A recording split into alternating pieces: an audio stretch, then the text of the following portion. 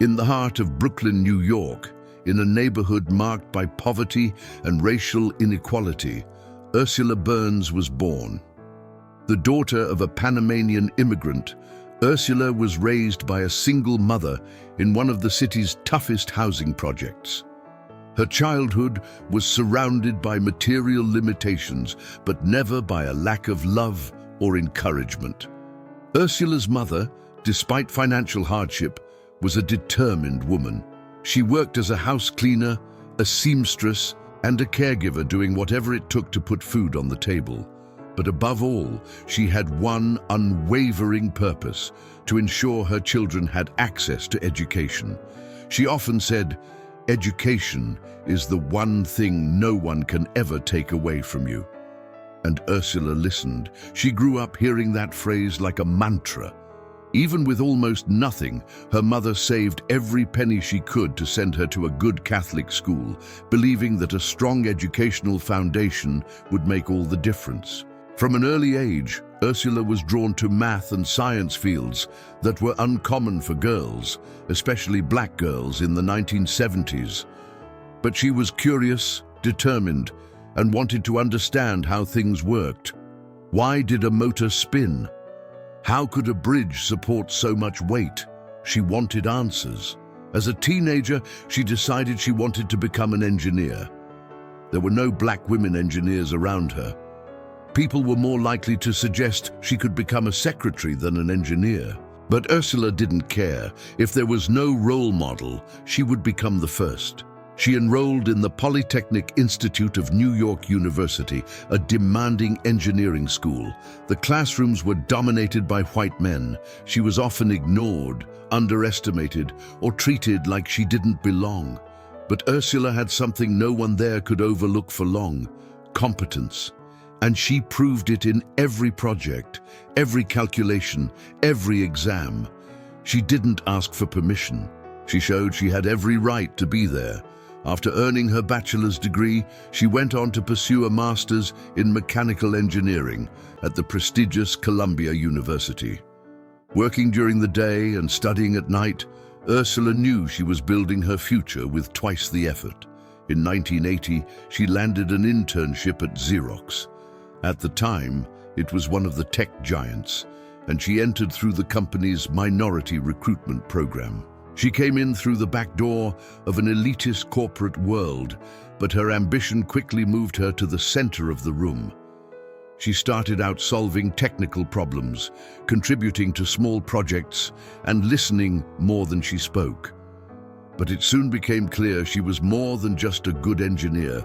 Ursula thought big. She understood business. She saw opportunity where others saw obstacles. Over the years, she climbed the ladder step by step. She rose to leadership positions in both technical and strategic areas, but she never lost her authenticity. She was direct. She questioned decisions. She spoke her mind, even in rooms full of men in suits. That courage and clarity made Xerox's top executives start seeing her as essential to the company's future. In 2000, she became Senior Vice President of Corporate Operations. That marked the beginning of a journey that would make history not just at Xerox, but in the entire business world. During this time, Ursula had a powerful mentor, Anne Mulcahy, then CEO of Xerox. Anne didn't just believe in Burns' potential, she actively prepared her to be her successor, a rare and revolutionary move in corporate culture.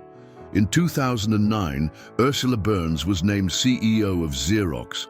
It was a historic moment. She became the first black woman in history to lead a Fortune 500 company, the group of the 500 largest corporations in the United States. But it wasn't just a symbolic appointment. She was a woman from a poor background who grew up in a marginalized neighborhood, now leading a global company. She took the reins of Xerox at a challenging time. The company was facing declining sales and an urgent need for reinvention. Her solution was bold. She acquired Affiliated Computer Services, ACS, in a multi-billion-dollar deal that repositioned Xerox as a tech services and solutions company, no longer just a printer manufacturer. During her tenure, Ursula implemented inclusive policies, expanded the company's diversity, and made sure to have honest conversations about racism and equal opportunity. For her, leadership wasn't just about hitting financial targets, it was also about transforming corporate culture. She often said, "Diversity is not a charity, it's a competitive advantage." If you want innovation, you need different voices at the table.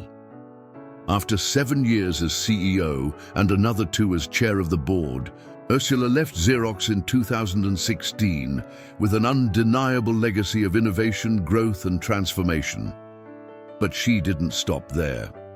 She went on to join the boards of major companies like Uber, American Express, Nestlé, and ExxonMobil. She also wrote the book, "Where You Are Is Not Who You Are," where she shares her journey, her struggles, and her beliefs.